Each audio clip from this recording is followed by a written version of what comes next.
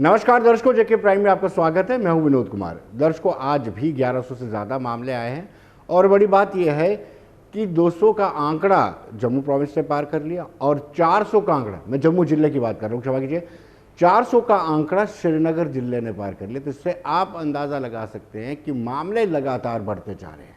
लगातार बढ़ते मामलों को देखते हुए सरकार भी गंभीर होती है। सरकार ने आज फैसला लिया है कि दरबार मूव फिलहाल नहीं होगा। दरबार मूव को रद्द कर दिया गया है और ई ऑफिस जारी रहेंगे, यानी वहाँ भी काम होगा, यहाँ भी काम होगा। दर्शकों, अक्सर ये चर्चा का विषय रहता है कि क्या इस वक्त रेलेवेंस है दरबार मूव का कि नहीं।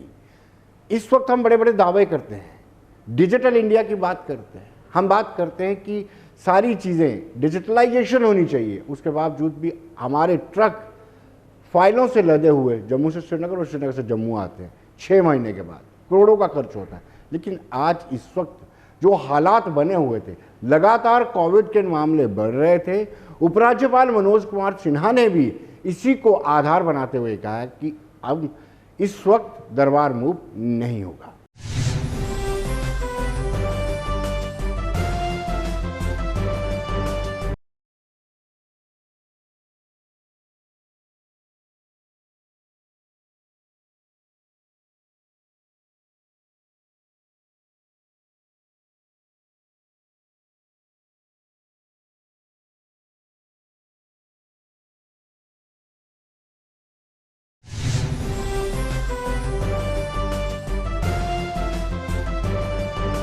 दर्शकों, दरबार मूव के साथ साथ 10वीं की परीक्षाओं को भी रद्द कर दिया गया है। जो पहले 2 सब्जेक्ट की परीक्षाएं हुई हैं वो हो गई हैं, उसके बाद और कोई परीक्षाएं नहीं होगी। उनको 11वीं में प्रमोट कर दिया जाएगा और साथ ही साथ 12वीं की परीक्षाओं का फैसला 1 महीने बाद दिया जाएगा। यानी लगातार बड़े से बड़े फैसले लिए जा रहे हैं। उसकी वजह सिंपल और सिंपल यह है कि मामले लगातार बढ़ते जा रहे हैं। जब मामले बढ़ते हैं तो सरकार की दिक्कतें, तकलीफें और चिंताएं भी लगातार बढ़ती जाती हैं।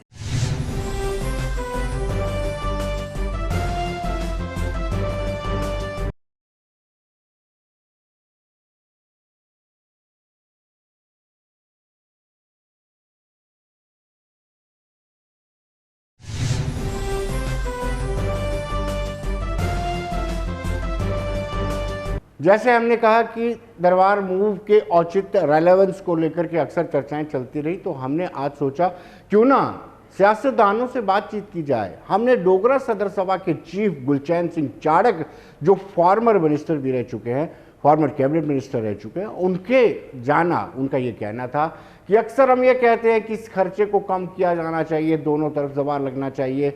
दोनों तरफ दबाव लगेगा तो दोनों की दिक्कतें दूर हो जाएंगी। कश्मीर संभाग के लोगों की दिक्कतें कश्मीर में रहेंगी, जम्मू संभाग के लोगों की दिक्कतें जम्मू संभाग में खत्म हो जाएंगी। लेकिन आज जो फैसला लिया गया है ये बड़ा ही उचित फैसला है। ये गुलचैन सिंह चागड़ का।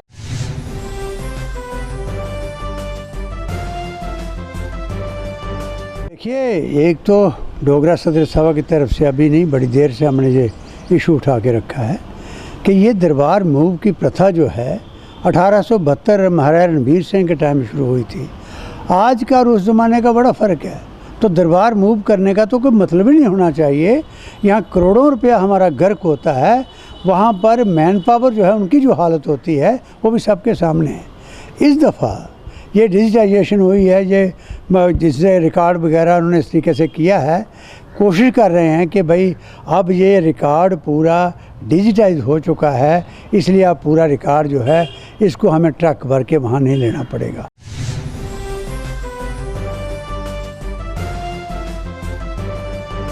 दर्शकों, कविंद्र गुप्ता जो फॉर्मर डिप्टी चीफ मिनिस्टर रह चुके हैं, फॉर्मर स्पीकर रह चुके हैं, उनका ये मानना है कि इस दौर में इतना ज़्यादा पैसा खर्च करना, वहाँ पे होटल किराए पे लेने और डिजिटल इंडिया के दौरान हम फाइलों के साथ वहाँ मूव करें, फाइलों के साथ यहाँ मूव करें, ये उचित नहीं है।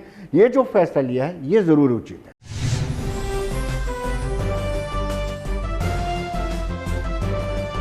तो वर्षों से इस प्रकार की प्रथा जम्मू कश्मीर में चल रही थी और एक बहुत बड़ा अमाउंट दरबार मूव पर खर्च होता था और उसी बीच में जो 10-10, 15-15 दिन की छुट्टी रहती थी, उसके कारण से भी लोगों का जो काम है वो ठीक प्रकार से संभव नहीं हो पाता था। एक प्रयास होना चाहिए कि दोनों जगह लोगों को सफ़र ना करना पड़े। ये उस वक्त राजाओं के ज़मानों में गर्मी सर्दी के कारण से इस प्रकार के जो निर्णय लिए जाते थे। मुझे लगता है कि ये दोनों स्थानों पर दोनों जगह लोगों को जो सर्विसेज हैं अवेलेबल रहनी चाहिए।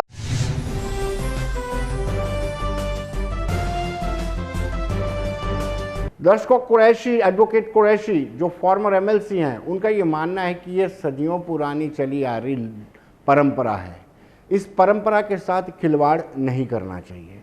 कश्मीर और जम्मू के जो कल्चर है उसका आदान प्रदान इसके साथ जुड़ा हुआ है, व्यापार और कारोबार इसके साथ जुड़ा हुआ है। जब दरबार कश्मीर में जाता है तो जम्मू के लोग कश्मीर में जाते हैं, वहाँ लोगों के साथ इंटरेक्ट करते हैं। जब दरबार जम्मू में आता है, कश्मीर के लोग यहाँ पर आते हैं। इसका बाज़ार जो है, जम्मू का बाज़ार फ्लोरिश होता है। इस परंपरा को कंटिन्यू करना चाहिए।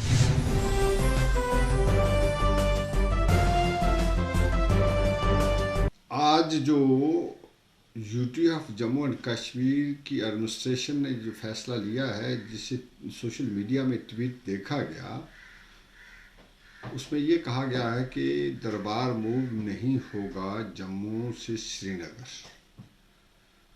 और जो रीज़न दिया गया है वो है कोविड-19 का, कि कोरोना वायरस की महामारी जो है ये फैल रही है। इसका ये रीज़न दिया कि इस वजह से ये दरबार मूव अब की बार नहीं होगा। देखिए जी, इसमें कोई शक नहीं कि पूरे मुल्क के अंदर कोविड-19 के हालात बड़े तेज़ी से फैलाव की तरफ है। तो फिर अगर बड़े तेज़ी से फैलाव की तरफ हैं तो देखिए 6 रियासतों में इलेक्शन हो रहे हैं। अभी अभी हालिया यहाँ इलेक्शन डीडीसी का हुआ है, चेयरमैन के उसके इलेक्शन हुए हैं। आगे यहाँ ये कह देना कि कोविड-19 की वजह से हमारी फंक्शनिंग जो है वो यहाँ पॉसिबल नहीं, एक जगह से दूसरी जगह जो रियासत रेस्ट वाली रियासत के उस वक़्त से ये काम चल रहा था जब महाराजा जी के इंडिपेंडेंट रेस्ट वाली रियासत थी, और तब ये दरबार मूव लोगों की सहूलियत के लिए था। आज ये कह देना, एक तरफ बड़ा क्लेम किया जाता था कि पूरी व्यवस्था की जा रही है कोरोना वायरस को लड़ाई के लिए, वैक्सीन भी आ गई, लोगों को वैक्सीन भी लगाई जा रही है, लोग लगा भी रहे हैं, उसके बावजूद भी बीमार हो रहे हैं। गवर्नमेंट के वर्शन में तजाद है। एक तरफ गवर्नमेंट कहती है कि वैक्सीन से पूरे के पूरे लोग सही हो जाएंगे, ठीक हो जाएंगे जिन्होंने दोनों डोज ले ली। इसमें कोई शक नहीं कि एहतियात करनी चाहिए, सबको वो वैक्सीन लेनी चाहिए, उसको लगानी चाहिए भी।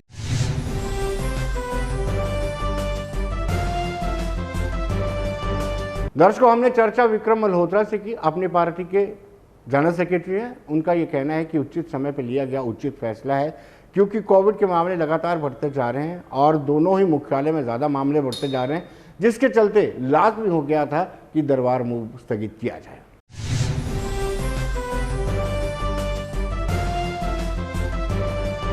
देखिए, जिस तरह से ये सरकार द्वारा फैसला लिया गया, माननीय लेफ्टिनेंट गवर्नर द्वारा, कि कोविड के चलते जो दरबार मूव है वो डिले किया गया है और ई फाइल्स के रूप में यहाँ से जो डेटा है वो कश्मीर जाएगा। मुझे लगता है ये समय की ज़रूरत को देखते हुए उन्होंने ये फैसला लिया है। जिस तरह से कोविड स्प्रेड कर रहा है और जो मुलाजिम हमारे जम्मू बेस्ड हैं उनको वैली में जिस तरह से वो एक्सपोज होते कोविड को, और जिस तरह से जो हालात बने हुए हैं, मुझे लगता है ये फैसला बिल्कुल मुनासिब है।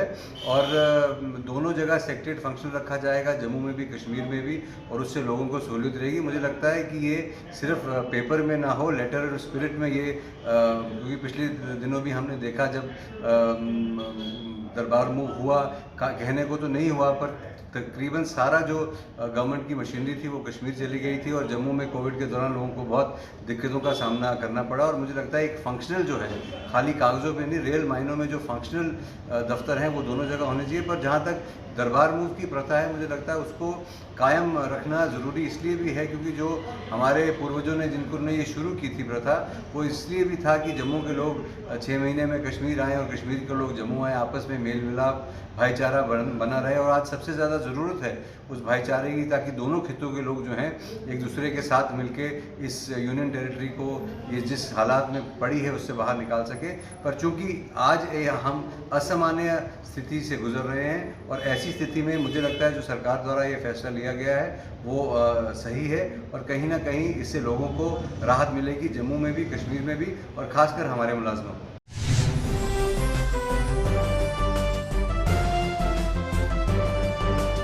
दर्शकों, दूसरी ओर डॉक्टर राघव लंगर जो डिविजनल कमिश्नर जम्मू हैं, उन्होंने लखनपुर का दौरा किया। लखनपुर का दौरा करने के बाद उन्हें वहां पर मौका मुआयना देखा। पूरी जांच परखने के बाद उन्होंने पाया कि अभी भी कुछ लोग बिना टेस्टिंग के आ जाते हैं। उन्होंने कहा कि सब लोगों की टेस्टिंग होनी चाहिए, चाहे वो जम्मू कश्मीर से ताल्लुक़ रखता है या बाहर से। टेस्टिंग होने के बाद ही उनको भेजा जाना चाहिए। इंटरस्टेट टेस्टिंग के लिए उन्होंने ठंडी खुई को चुना है, जहां पहले भी एक सेंटर बना हुआ था।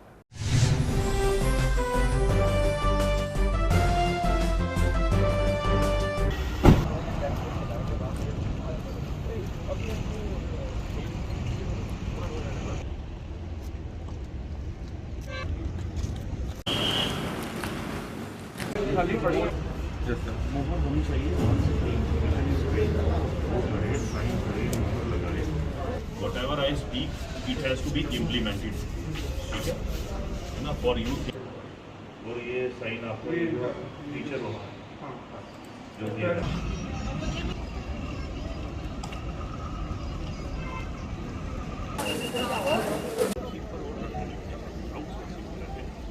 जी देखिए, आपको पता है दैट यहाँ पे केसेस जो है वो सर्ज हो रहा है, उसमें रेगुलर बुलेटिन भी जारी हो रही है फ्रॉम द यूटी गवर्नमेंट और सख्त हिदायत दी जा रही है सभी को कि सभी कोऑपरेट करें, जो कोविड एप्रोप्रिएट बिहेवियर है उसको फॉलो करने में, मास्क सभी लोग डालें, सोशल डिस्टेंसिंग करें।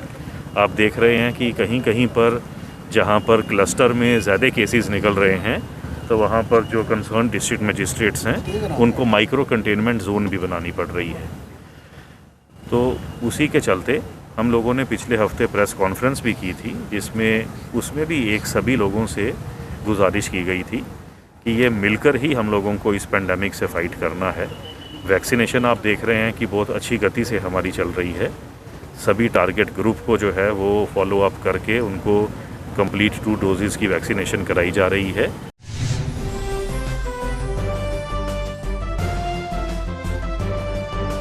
दर्शकों, गवर्नमेंट मेडिकल कॉलेज के प्रिंसिपल डॉक्टर शशि सूदन का कहना है कि वो पूरी तरह से परिपक्व है, स्टाफ भी पूरी तरह से तैयार है किसी भी स्थिति से निपटने के लिए। उनके पास इक्विपमेंट भी है, ऑक्सीजन भी है, वेंटिलेटर भी है और मैन पावर भी।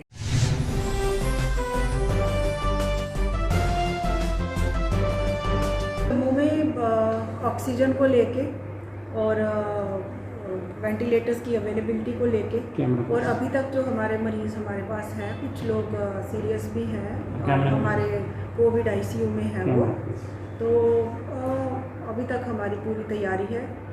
काफ़ी ज़्यादा तैयारी मैं कहूँगी, जिसमें ऑक्सीजन सपोर्टेड आज की डेट में हमारे पास कोई 600 बेड तैयार हैं और वेंटिलेटर्स भी काफ़ी हैं और ऑक्सीजन की अवेलेबिलिटी भी 3 टियर है। मतलब पहले हमारे पास एक ऑक्सीजन जनरेशन प्लांट था 1200 लीटर्स पर मिनट कैपेसिटी वाला, उसके बाद एक लिक्विड मेडिकल ऑक्सीजन हमने ले लिया जो हम रिफ़िल करवाते हैं और वो हमारे कोविड नॉन कोविड को हाई प्योरिटी 99% प्योरिटी ऑक्सीजन दे रहा है और ये बैकअप किए हुए हैं मल्टीपल मैनीफोल्ड्स के साथ। काफ़ी ऑक्सीजन सिलेंडर्स भी हमारे पास पर्याप्त मात्रा में हैं।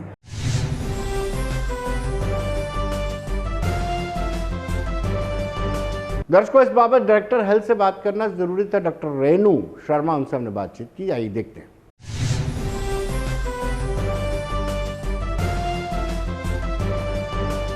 वेल दर्शकों, इस वक्त हमारे साथ सीधे जुड़ चुकी हैं doctor Renu, director health services. उनसे जानेंगे। डॉक्टर रेणु, लगातार कोविड-19 के केसेस बढ़ते जा रहे हैं और बहुत सारी रिस्पॉन्सिबिलिटी हेल्थ डायरेक्टरेट पर पड़ जाती है, क्योंकि ज़्यादा प्रेशर जीएमसी पर ना पड़े, उसका सबसे बड़ा इंपॉर्टेंट रोल जो है डायरेक्टर हेल्थ का रहता है।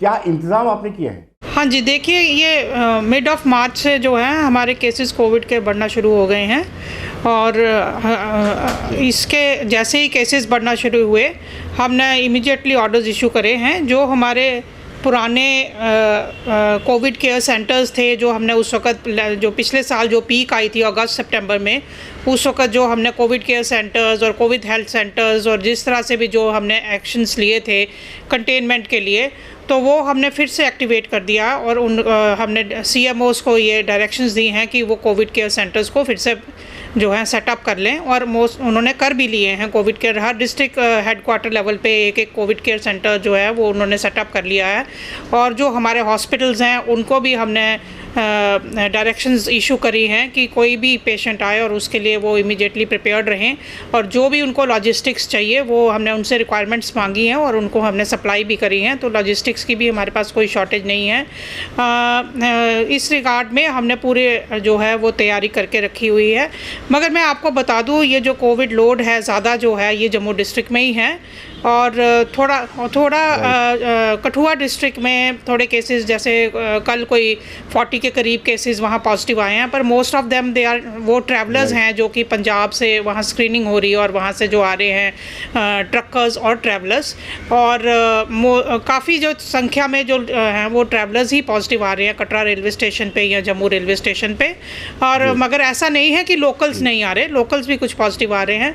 तो अभी तो इस वक्त जो गाइडलाइंस हैं होम आइसोलेशन हम उनको कर रहे हैं जो एसिम्टोमेटिक हैं, और जो सिम्टोमेटिक केसेस हैं उनको हम कोविड हेल्थ सेंटर्स में अपना एडमिट करेंगे। माइल्ड टू मॉडरेट जो केसेस होंगे उनको डिस्ट्रिक्ट हेडक्वार्टर लेवल पे ट्रीट करेंगे। और हमारी डिस्ट्रिक्ट्स में 3 डिस्ट्रिक्ट्स में, डिस्ट्रिक्ट कठुआ, राजौरी और डोडा, इनमें न्यू मेडिकल कॉलेजेस भी बन गए हैं। तो उन डिस्ट्रिक्ट्स के जो सीवियर केसेस होंगे वो कैटेगरी 2 में जिनकी ट्रीटमेंट हो सकती होगी तो वो उसी लेवल पे ट्रीट किए जाएंगे, और जिनको कैटेगरी 1 कोविड केयर सेंटर की में ट्रीटमेंट की ज़रूरत होगी उनको ही जम्मू रेफ़र किया जाएगा, क्योंकि कैटेगरी 1 एक तो हमारा जीएमसी जम्मू और नारायणा हॉस्पिटल हैं। तो कैटेगरी 1 में ट्रीटमेंट लेने वाले पेशेंट्स कंपैरेटिवली कम होते हैं तो उन्हीं को रेफ़र किया जाएगा। बाकी ऑक्सीजन सप्लाईज़ की अभी इस वक्त एज ऑफ डेट हमारे पास कोई शॉर्टेज नहीं है।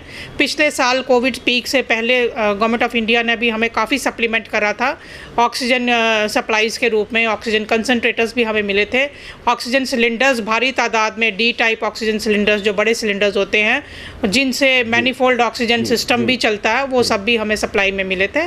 तो जो भी लॉजिस्टिक्स की रिक्वायरमेंट है हमारे पास एज ऑफ डेट लॉजिस्टिक्स की कोई शॉर्टेज नहीं है। अब जैसे जैसे केस लोड बढ़ता जाएगा हम वैसे वैसे रोज़ इसको रिव्यू किया जाता है। डिविजनल कमिश्नर रोज़ शाम को मीटिंग लेते हैं, फाइनेंशियल कमिश्नर इसको रिव्यू करते रहते हैं और एलजी सर के लेवल पे भी इसका रिव्यू चल रहा है। तो जो एडमिनिस्ट्रेशन है वो लगातार इस पे नज़र बनाए हुए है और जैसे जैसे डेवलपमेंट होती जाएगी उसके अकॉर्डिंगली हम लोग और अपनी कैपेसिटीज़ को बढ़ाते जाएंगे। हम अगर ज़रूरत पड़ी तो हम कुछ अस्पतालों में को डेडिकेटेड कोविड हेल्थ सेंटर्स, जैसे गांधीनगर हॉस्पिटल हमारा था पहले, फिर अब हमने उसको डी नोटिफाई कर दिया है, तो उसको हम री नोटिफाई कर लेंगे अगर वैसी ज़रूरत आई, मगर एज ऑफ टुडे उसकी ज़रूरत हमें नहीं लग रही। डॉक्टर रेणु, एक सवाल ये उठता है, एक डेडिकेशन और दूसरा ये मेंटेलिटी। जो हमारे जो मेडिकल कॉलेज है उसकी ये हमेशा ही शिकायत रही है कि छोटी सी भी प्रॉब्लम हो, जो सब डिस्ट्रिक्ट हॉस्पिटल्स होते हैं डिस्ट्रिक्ट हॉस्पिटल, वो रेफर कर देते हैं। ये रेफरल मानसिकता को कैसे दूर किया जा सकता है? और इस वक्त पैंडेमिक क्या इस वक्त? नहीं, ये एलिगेशन लगती है बार बार। देखिए इसमें बहुत सी चीज़ें जो होती हैं वो देखने की ज़रूरत रहती है। अब मैं आपको बताऊं कि पिछला पीक जब आया था किश्तवाड़ और भद्रवाह में भी हमने मॉडरेट केसेस कोविड पॉजिटिव जो हैं विद रेस्पिरेटरी डिस्ट्रेस उनको ट्रीट कराया वहाँ पर। मेडिकल सुपरिटेंडेंट किश्तवाड़ ने और बीएमओ भद्रवाह वहाँ के फिजिशियंस ने वहाँ ट्रीट करा with high flow oxygen and remdesivir. तो ये ऐसा नहीं है कि डिस्ट्रिक्ट्स में काम नहीं हो रहा। इसी तरह रामबन में भी उन्होंने पेशेंट्स ट्रीट करे हैं। मगर मगर इसका भय बीमारी का उस वक़्त इतना था और इसमें लोगों के मन में शंकाएं इतनी थी कि ये जाहिर सी बात है कि जिसका कोई लव्ड वन जो होता है वो पॉजिटिव आ जाता है तो वो ये चाहेगा इसको बेस्ट सेंटर में ट्रीट करें। तो लोगों की तरफ से प्रेशर बहुत रहता है। कई बार तो लोग हॉस्पिटल जाते ही नहीं, डायरेक्टली मेडिकल कॉलेज जम्मू आ जाते हैं। तो इसमें ये समझने की ज़रूरत है कि रेफरल नहीं था इतना ज़्यादा। रेफरल पे भी हमने टोटल डाटा और मेंटेन करा हुआ है, हम उनसे डाटा मांगते हैं रेफरल का। और मगर ये है कि राइट टू ट्रीटमेंट सबकी है, राइट टू गुड ट्रीटमेंट वो सबकी इक्वल है। अगर कोई रिक्वेस्ट करता है कि नहीं जी मैं मेडिकल कॉलेज जाना चाहता हूँ या हायर सेंटर पे जाना चाहता हूँ, तो कई बार हमारे पेरिफेरी में डॉक्टर्स मजबूर हो जाते हैं और उनको भेजना भी पड़ जाता है। और मोस्टली कई बार लोग खुद ही अपनी गाड़ी लेके आ भी जाते हैं। तो ऐसा नहीं है कि वहाँ पर नहीं है। लेवल 2 मॉडरेट केसेस हम अपने डिस्ट्रिक्ट हॉस्पिटल्स में ट्रीट कर सकते हैं और करेंगे। जो सीवियर केसेस हैं जिनको कैटेगरी 1 की ज़रूरत है उनको रेफ़र करना ही पड़ेगा in the interest of patient care. Last time doctor rain में केस आया था, रजौरी से महिला को शिफ्ट किया गया था लेकिन उसकी डिलीवरी रास्ते में ही हो गई थी। कुछ ऐसे इश्यूज, क्या इस बार ऐसे इक्विपमेंट्स या एम्बुलेंसेज या एक्स्ट्रा ड्राइवर्स को तैनात किया गया है? क्योंकि लगातार फैल रहा है। लास्ट ईयर ऐसा हुआ था कि जो pregnant ladies Covid positive pregnant ladies थी उनका ट्रीटमेंट सिर्फ गांधीनगर हॉस्पिटल, पूरे डिवीज़न की जो प्रेग्नेंट लेडीज़ थी उनका जो ट्रीटमेंट था सिर्फ एक गांधीनगर हॉस्पिटल था जो कर रहा था। इसी तरह से पूरे डिवीज़न के जो कोविड पॉजिटिव थे उनका डायलिसिस भी सिर्फ गांधीनगर हॉस्पिटल में हो रहा था। पूरे डिवीज़न के जो बच्चे थे उनका ट्रीटमेंट भी सिर्फ गांधीनगर हॉस्पिटल में हो रहा था। तो क्योंकि डिस्ट्रिक्ट्स में कोविड पॉजिटिव को ऑपरेट करने की, सिजेरियन करने की वो फैसिलिटी नहीं थी, कई जगहों पर गायनोकोलॉजिस्ट उतने नहीं थे, क्योंकि आपको पता है फिर इनको आइसोलेशन में भी रखना पड़ता है, हफ्ता ड्यूटी करके फिर हफ्ता आइसोलेशन, वो उस तरह से इनकी ड्यूटीज़ चल रही थी राउंड द क्लॉक। तो मैन पावर रिक्वायरमेंट भी बहुत ज़्यादा हो जाती है कोविड केसेस में, क्योंकि ये बड़ी डिफरेंट सी डिजीज़ है। इसमें फिर जो एक्सपोज्ड होते हैं हमारे पैरामेडिक्स और डॉक्टर्स, उनको हमें ब्रेक भी देना होता है और उनको एक हमने आइसोलेशन भी देना होता है पीरियड बीच में। तो वो इशू था, सब यहाँ सब रेफ़र हो रहे थे गांधीनगर। तो मगर ये मैं आपको बता दूं कि हमारी स्टेट में 102 और 108 सर्विसेज जो हैं वो काम कर रही हैं और 108 ने कोविड के दौरान बहुत अच्छा काम किया, लोगों की हेल्प करी है। और ये जो हमारी 108 हैं इनमें ट्रेंड EMTs होते हैं जो कि डिलीवरी के लिए असिस्ट भी करते हैं, और डिलीवरी अगर गाड़ी में हो जाए तो वो ट्रेंड होते हैं टू मैनेज दैट। तो मगर इस बार अब हमने 3 न्यू मेडिकल कॉलेजेस जो हैं उनको वो इन केसेस को डील करेंगे। और इसके अलावा MCH हॉस्पिटल जो है वो एक्टिवेट हो गया है न्यू ब्लॉक गांधीनगर में, जो मेडिकल कॉलेज के एडमिनिस्ट्रेशन, प्रिंसिपल मेडिकल कॉलेज के एडमिनिस्ट्रेशन में है। तो वहाँ पर ये जो प्रेग्नेंट लेडीज़ हैं उनका ट्रीटमेंट किया जाएगा। इस बार प्रिपेयर्ड बेटर है। फिर भी मैं आपको बताऊँ कि ये जो डिलीवरी रास्ते में हो गई वो उसके लिए मल्टीपल रीजंस होते हैं। कभी पेशेंट लेट आता है या कहीं प्रेसिपिटेट लेबर कईयों में हो जाती है। बट आई कैन प्राउडली से कि पिछले कोविड वेव में 1 साल जो चलती रही, by God's grace we have been able to manage all pregnant ladies at Gandhinagar hospital, और कोई ऐसी दुर्घटना या कोई बुरी खबर हमें मिलने को नहीं मिली है जम्मू प्रोविंस में। This I can say with pride. मैं ये पूछना चाहता था कि लास्ट टाइम उधमपुर में डॉक्टर्स ने, स्टाफ ने, पैरामेडिकल स्टाफ ने प्रोटेस्ट किया था, उनको PPE किट नहीं मिल रही थी। अब क्या वो सारी सप्लाई उपलब्ध है आपके पास? दोबारा ऐसी चीज़ को ना फेस करना पड़े? जी, आपने सही कहा, क्योंकि ये जब स्टार्ट हुई थी डिज़ीज़ तो किसी ने ये इमेजिन नहीं करा था कि ये किस मैग्नीट्यूड की हो जाएगी। और हमारी PPE किट्स का स्टॉक जो हमारे पास रहता था वो मिनिमल होता था, वो H1N1 के लिए होता था। और H1N1 आपको पता है पिछले 1-2 सालों से तो कोई ज़्यादा केसेस देखने को मिले नहीं, तो उसके लिहाज से हमने रखा होता था। सडनली जब इनकी रिक्वायरमेंट बढ़ गई तो इवन सप्लायर्स के पास भी PPE किट्स नहीं थी।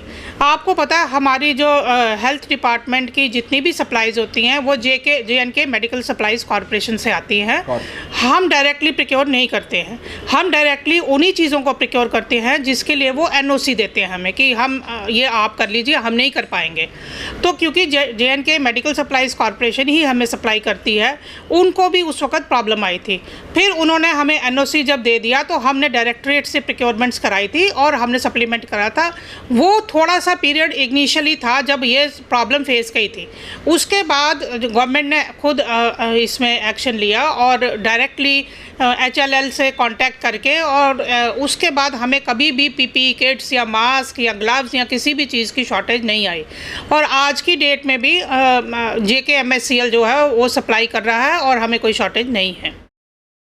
Doctor, what about the supply of oxygen and about man power? देखिए, ऑक्सीजन की जहाँ तक बात करें, आपको पता है कोविड मैनेजमेंट में main stay of treatment is oxygenation, high flow, वो भी हाई फ्लो ऑक्सीजन। तो पिछले साल जब ये आ गया था सडनली वेव, तो उस वक़्त पहले तो ये लोग समझ रहे थे, इवन बाहर के कंट्रीज़ में भी आपने देखा पेशेंट्स को वेंटिलेटर्स पे डाल रहे थे। उस वक़्त उनको भी ये समझ नहीं थी कि वेंटिलेटर पे नहीं डालना और खाली हाई फ्लो ऑक्सीजन देना है। तो उस वक़्त वेंटिलेटर्स प्रोक्योर करे गवर्नमेंट ऑफ इंडिया ने, उनको लगा कि वेंटिलेटर्स भी ही ट्रीटमेंट है, एक्टिव पॉजिटिव प्रेशर वेंटिलेशन ही शायद इसकी ट्रीटमेंट है। तो बहुत सारे वेंटिलेटर्स सप्लाई किए गए, और ये जो वेंटिलेटर्स हमें PM केयर की तरफ से मिले, ये हमने अपने डिस्ट्रिक्ट हॉस्पिटल्स में और CHCs में हमने इंस्टॉल कराए। इसके अलावा हमें ऑक्सीजन कंसंट्रेटर्स भी PM केयर की तरफ से मिले, और D type bulk type oxygen cylinders भी मिले। और इसके अलावा गवर्नमेंट ने काफ़ी फंडिंग करी है for instalment of oxygen generation plants. अब ये मेडिकल कॉलेज में शॉर्टेज जो देखी गई थी उस वक्त, हालांकि हेल्थ में कोई ख़ास शॉर्टेज नहीं हुई थी, वो वहाँ पर शॉर्टेज देखी गई थी, और अब वो शॉर्टेज ओवरकम कर ली गई है, क्योंकि वहाँ पर एक बहुत बड़ी कैपेसिटी का लिक्विड ऑक्सीजन प्लांट लग गया है और एक ऑक्सीजन जनरेशन प्लांट भी है। तो वो उस आस्पेक्ट को कवर कर लिया गया था, उसी दौरान कर लिया गया था, पर अब दे आर बेटर प्रिपेयर्ड। और जहाँ तक हेल्थ की बात करें, हमारे ऑक्सीजन जनरेशन प्लांट्स का काम चल रहा है, हालांकि कोई भी अभी कमीशन नहीं हुआ है, बट वी एक्सपेक्ट कि 2-3 महीनों में हमारे डिस्ट्रिक्ट लेवल पे ऑक्सीजन जनरेशन प्लांट्स एंड कुछ CHCs में जहां वर्कलोड ज़्यादा है, वो हमने DPR बनवाए हुए हैं, सबमिटेड है, AAA भी उनका हो गया हुआ है। वो डिफरेंट स्टेजेस में हैं, वो डिफरेंट एजेंसी से फंडिंग है, कुछ वर्ल्ड बैंक के फंडेड हैं, कुछ हेल्थ सेक्टर हमारे सेंट्रल स्टेट के UT के फंडेड हैं, और कुछ गवर्नमेंट ऑफ इंडिया के फंडेड हैं। तो वो वेरियस स्टेजेस पे उनका काम चल रहा है, और एक्सपेक्टेड है कि विद इन 4-5 मंथ्स वो सब तैयार हो जाएंगे। As of now the mainstay of treatment is manifolds with D type bulk cylinders, जो कि हमारे पास आज की डेट में सफिशेंट क्वांटिटी में हैं। अब आगे हमने उनको CMOs को डायरेक्शंस दिए हैं कि वो अपने गैप असेसमेंट करें, और अगर एडिशनल रिक्वायरमेंट्स हैं तो हम सप्लीमेंट करेंगे।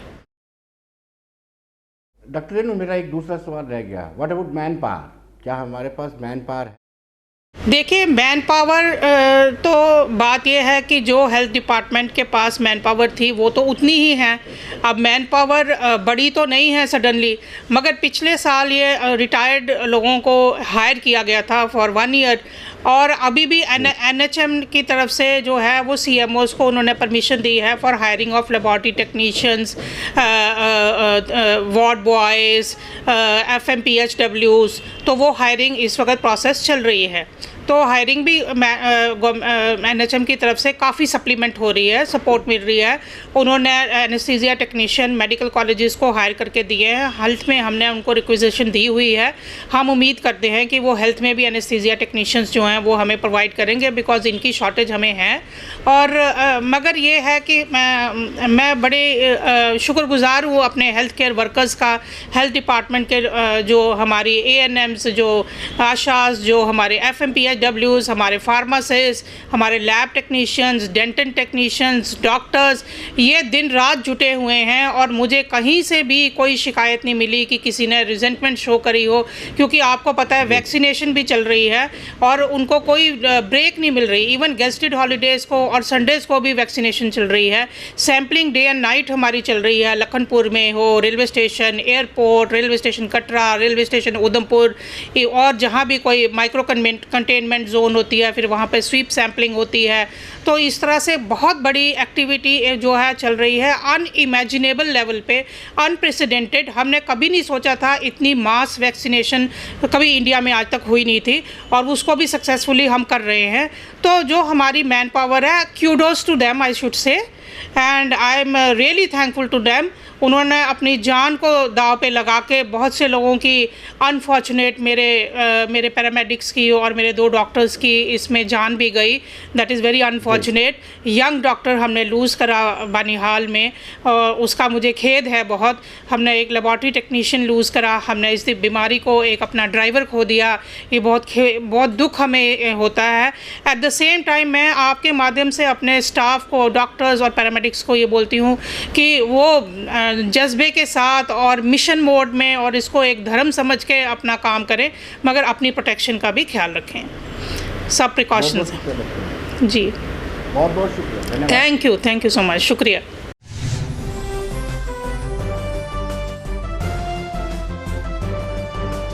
तो दर्शकों, बने रहिए देश दुनिया की खबरों के लिए और मुझे दीजिए इजाज़त। नमस्कार।